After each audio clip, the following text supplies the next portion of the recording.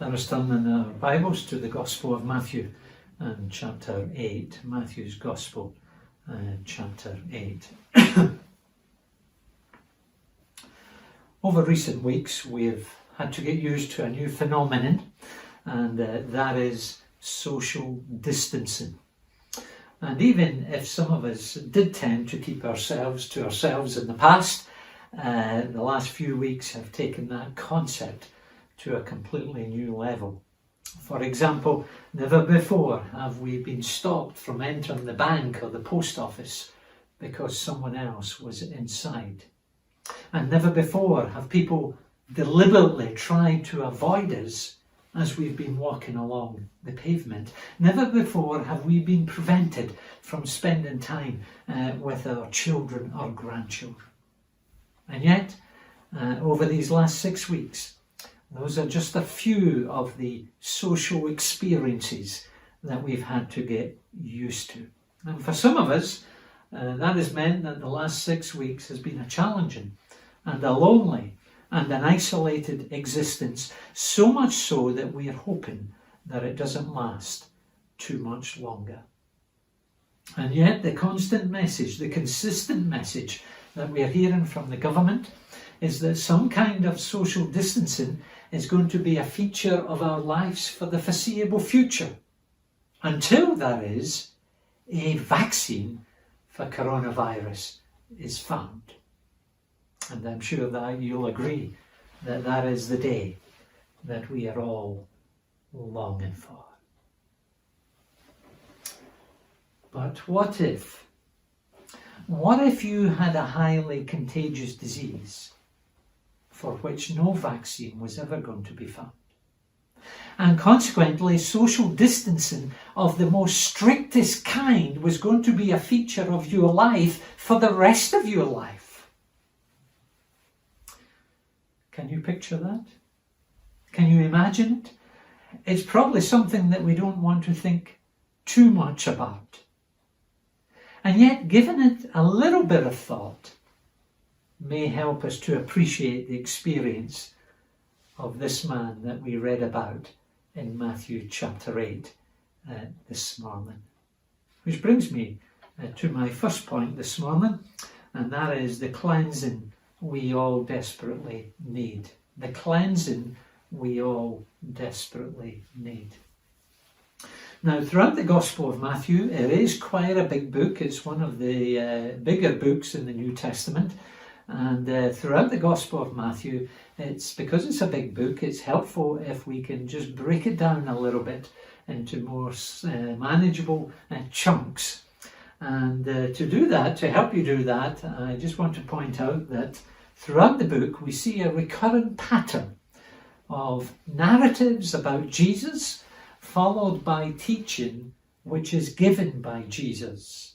5 times we see that pattern throughout the book, and it is those 5 blocks of narrative followed by teaching that make up the 5 main sections of Matthew's Gospel. For example, from chapter 1 through to chapter 4, we have an account of Jesus' birth, his baptism, his temptation, and the start of his public ministry. Those are narratives about Jesus. And that is then followed in chapters 5 to 7 with teaching which is given by Jesus and given there in the form of his famous Sermon on the Mount. That is the first example of the recurrent pattern that I'm referring to, and those opening 7 chapters constitute the first main section within the book. But over the coming weeks, as I said a little earlier, I want us to look at the next main section within the book. It is a relatively short section, and that is chapters 8 to 10. And again, within chapters 8 to 10, we see the same recurrent pattern. Chapters 8 and 9 are primarily narratives about Jesus, which is then followed in chapter 10 with teaching which is given by Jesus. But although I have made the distinction between narratives about Jesus and teaching which is given by Jesus, please don't think that Jesus is not teaching us in the narrative sections as well. Jesus is teaching us throughout it all. He's teaching us about himself.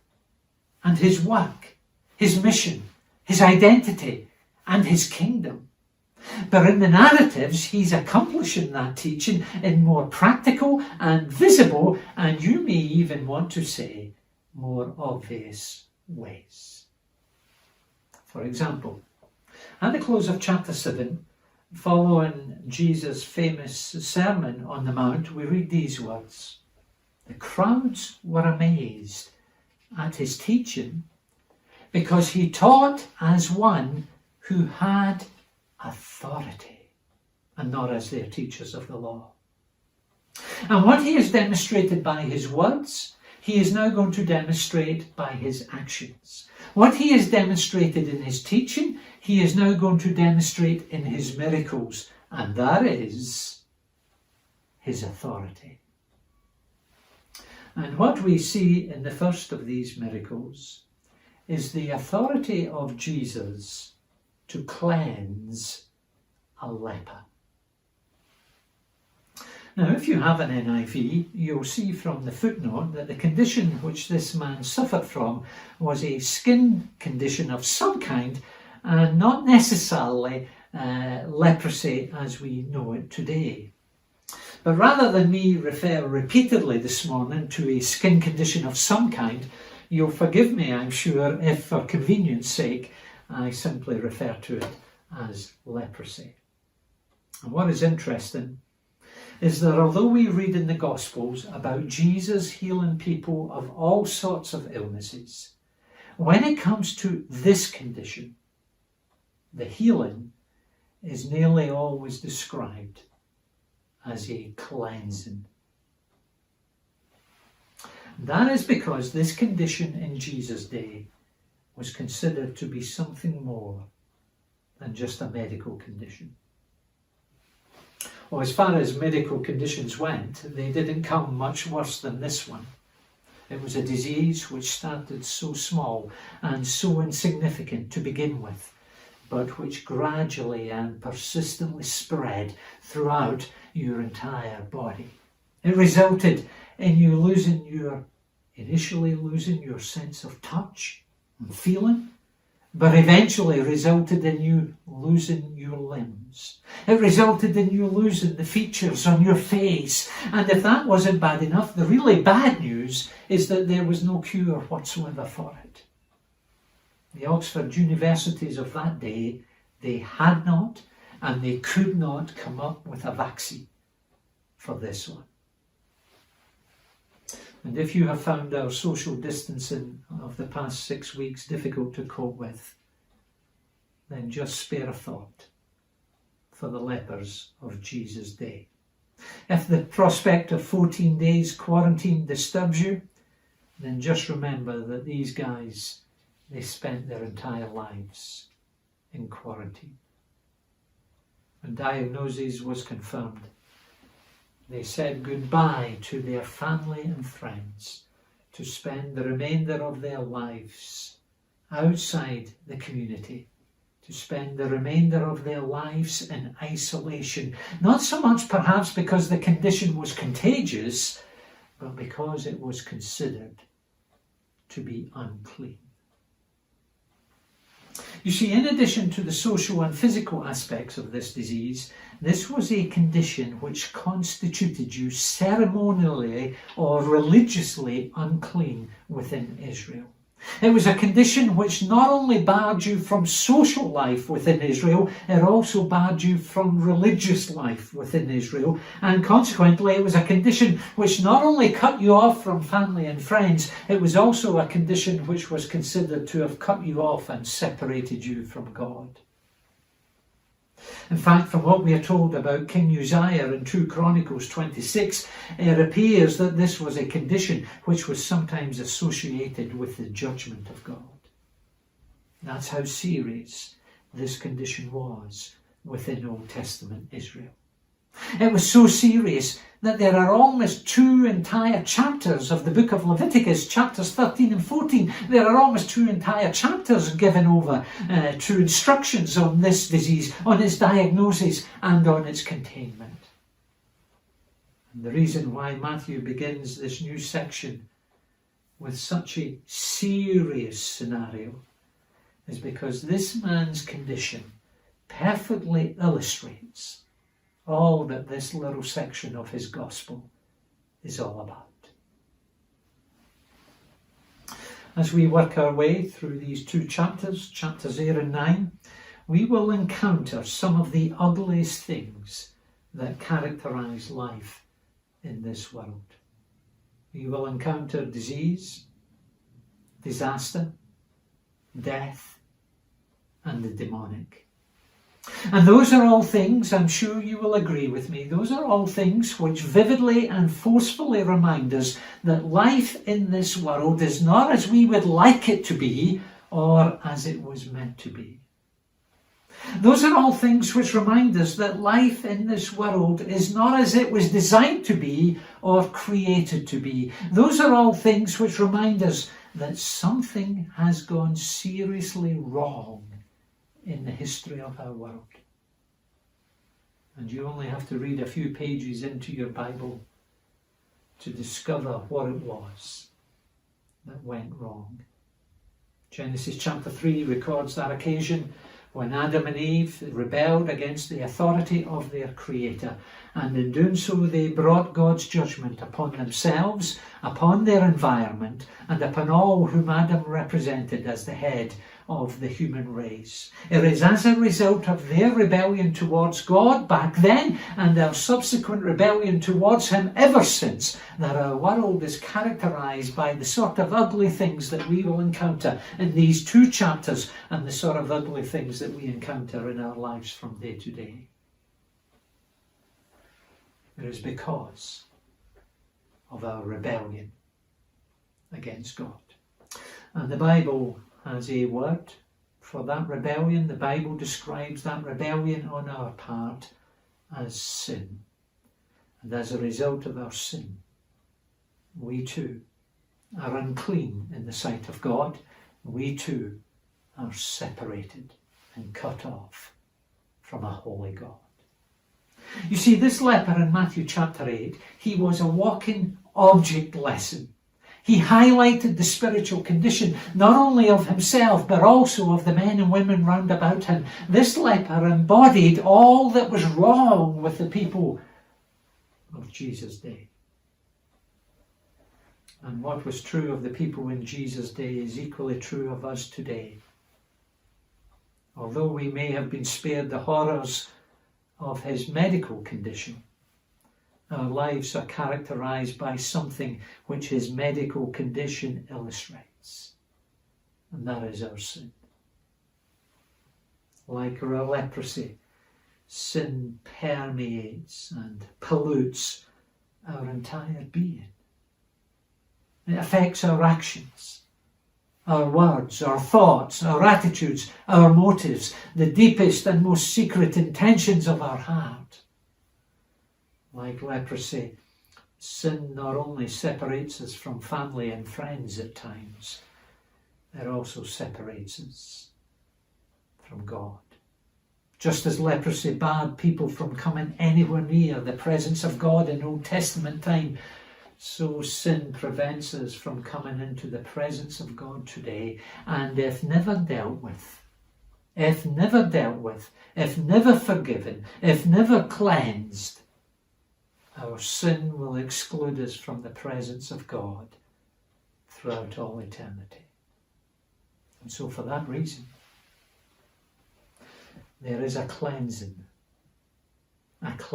from sin, which we are all desperately in need of. That brings me to my second point this morning, and that is the cleansing which Jesus is able and willing to provide. The cleansing which Jesus is able and willing to provide. Now, one of the strategies employed by some countries over the last few months in their attempts to combat coronavirus has been the development of a smartphone app which alerts you if you walk into the vicinity of someone who is infected with the virus. As you walk along the street, your phone starts to bleep informing you that someone coming towards you has been infected, and so you know to cross over to the other side of the road. But there was no such app in Jesus' day. And so it was a leper's responsibility to alert you to the fact that he was coming along the road. The social distancing required of a leper was so great that he had to call out, "Unclean, unclean."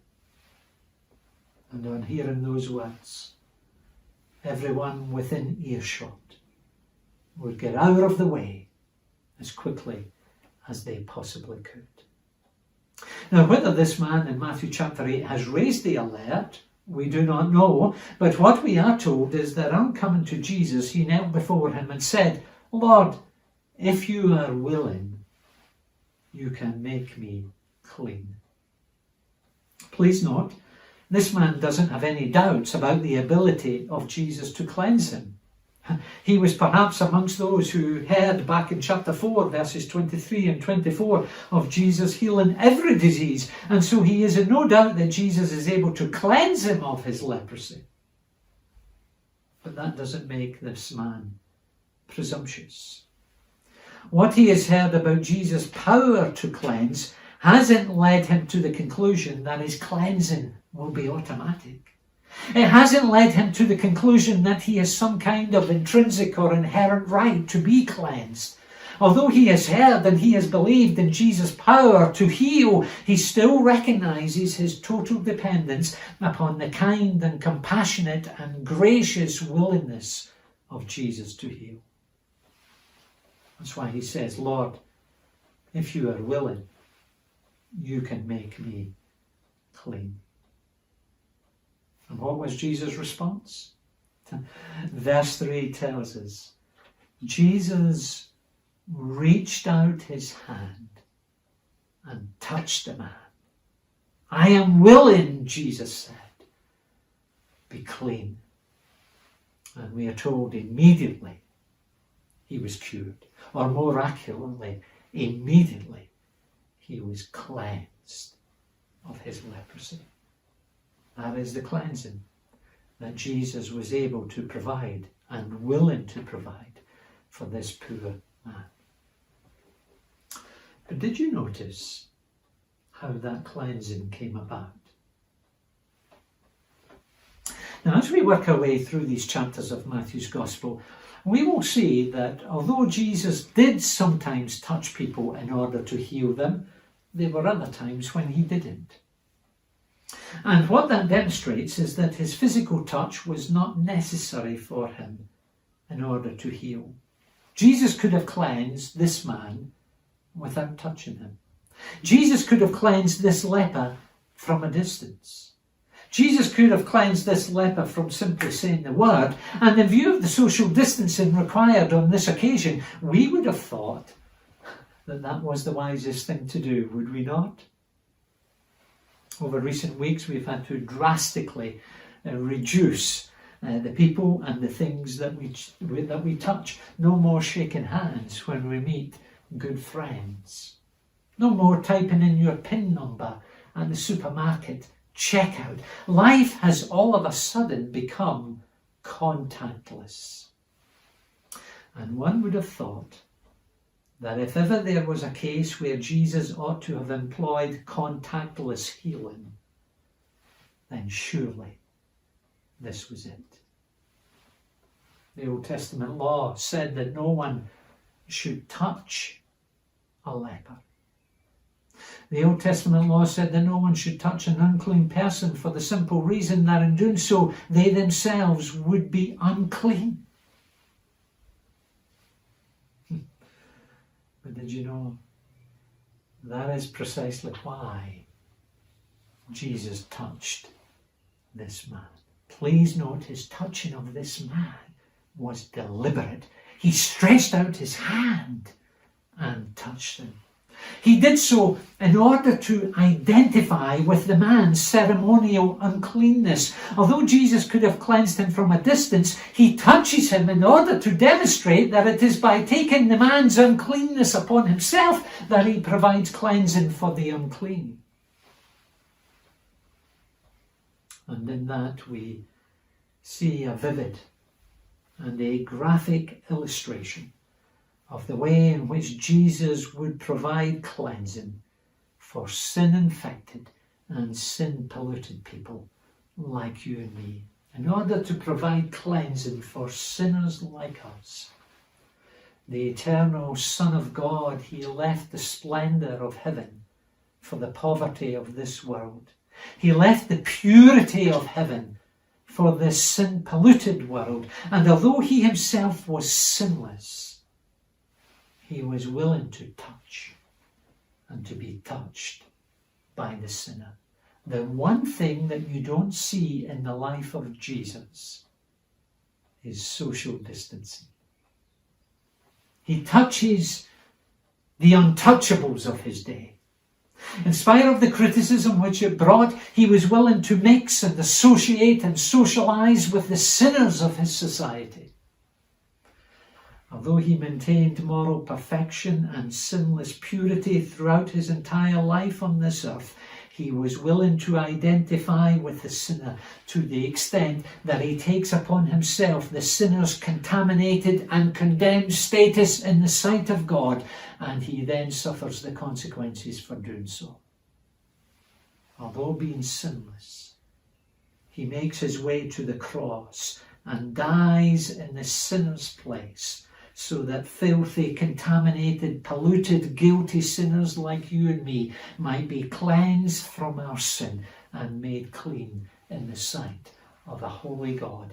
As the Apostle Paul says in 2 Corinthians 5, verse 21, God made him who had no sin to be sin for us, so that in him we might become the righteousness of God.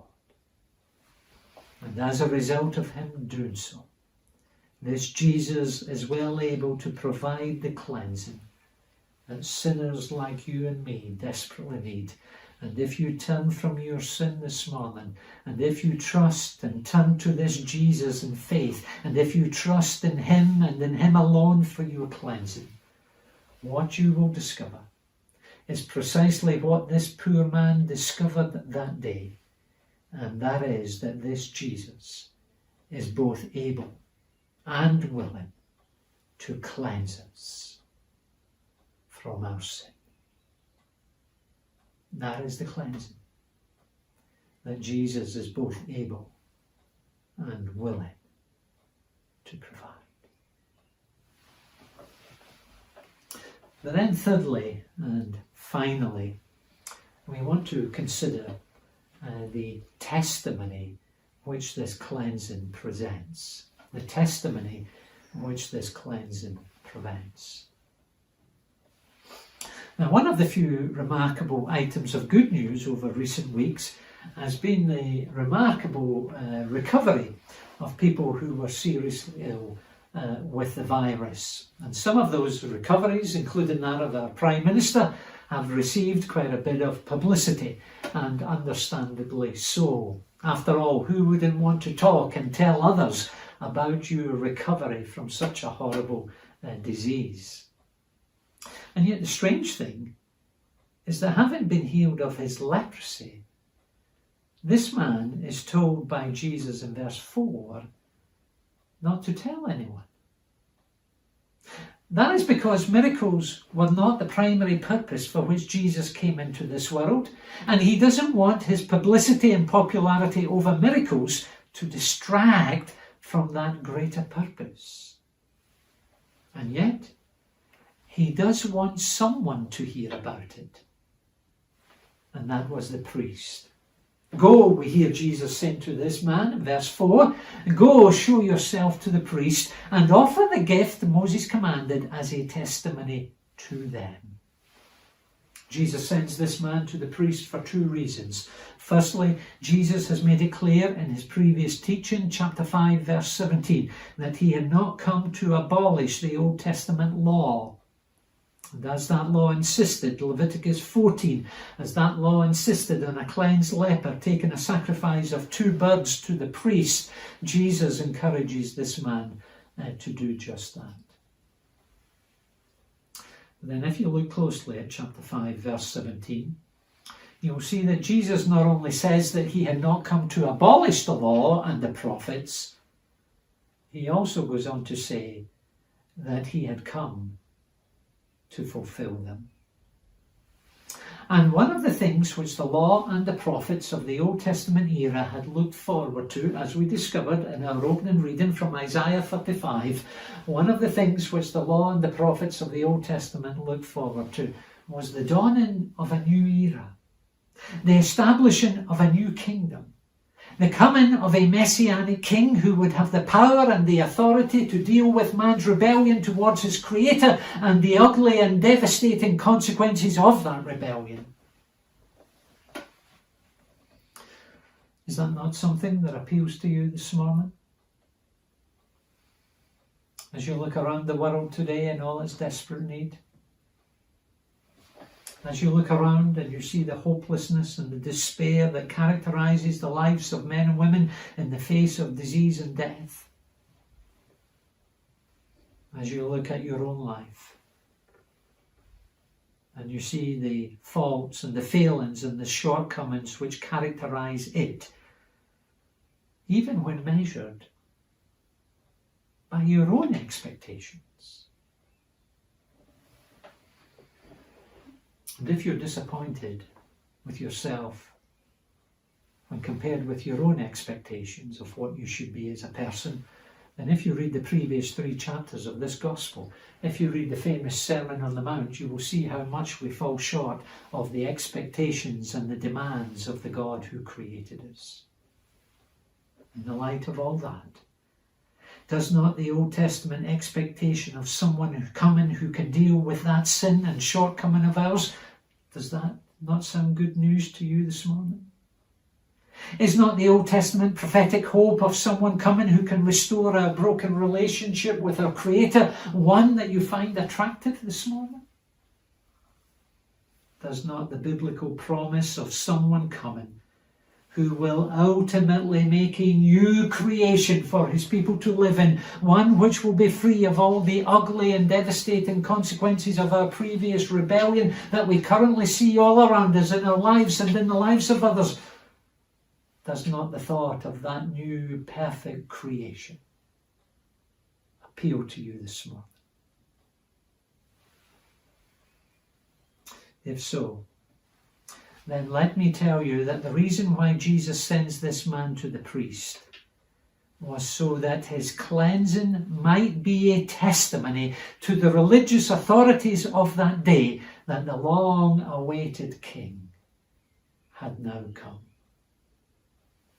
That is why, if you flick a few pages forward to chapter 11, verse 2, you will read of a man called John the Baptist.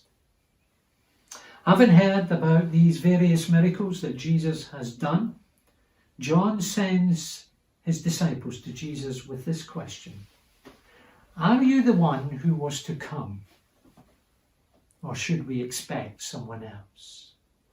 You see, those who knew their Old Testament scriptures, as John certainly did, those who knew their Old Testament scriptures were eagerly awaiting the arrival of someone special. They were eagerly awaiting a messianic king whose coming from heaven would usher in a heavenly kingdom. That's the great expectation that lies behind John's question.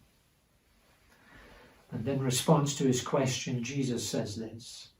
Says to John's disciples, he says, go back and report to John what you hear and what you see. The blind receive sight, the lame walk, those who have leprosy are cleansed. What more evidence do you need, John? Those who have leprosy are cleansed. The cleansing of this leper was a testimony to the people back then and to us many years later that the promised long-awaited king has come. The authority of Jesus to cleanse a leper is evidence that he was and he is the promised Christ that the Old Testament prophets spoke about. And Matthew's purpose in recording this miracle is to show us and to teach us that in the person of this Jesus, we have one whom we can look to for our own much needed cleansing. In the person of Jesus Christ, we have one whose death we can trust in to restore our broken relationship with our Creator. In the person of Jesus Christ, we have one whom we can confidently wait upon to one day establish a new and a perfect and a glorious creation. That is the testimony which this miracle presents. And I would encourage you this morning and plead with you not to ignore it. Don't just put it to the back of your mind and to dismiss it as one of those little stories about Jesus that you heard many years ago in Sunday school or wherever. No, consider afresh what Jesus has done on this occasion. His power, his willingness, his ability, his authority to cleanse a leper, and to appreciate the significance of that for your life and for mine today. Here in this Christ is one in whom we can find forgiveness and cleansing and salvation and a glorious certainty and security and hope concerning the future.